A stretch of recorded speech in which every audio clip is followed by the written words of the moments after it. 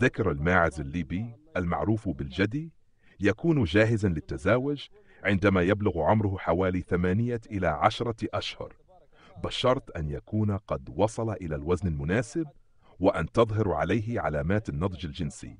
أما الأنثى فتكون جاهزة للتزاوج عادة عند عمر 7 إلى 9 أشهر، مع الأخذ في الاعتبار أن وزنها وحالتها الصحية يلعبان دورا مهما في تحديد الوقت المناسب.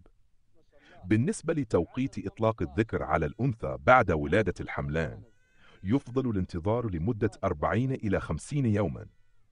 هذا يمنح الأنثى الوقت الكافي للتعافي واستعادة طاقتها لضمان حمل صحي. أما فيما يتعلق بعدد الذكور المناسب لكل 100 أنثى، فإن ذكرين إلى 3 ذكور عادة ما يكونون كافيين لتغطية هذا العدد، بشرط أن يكونوا في صحة جيدة ونشيطين.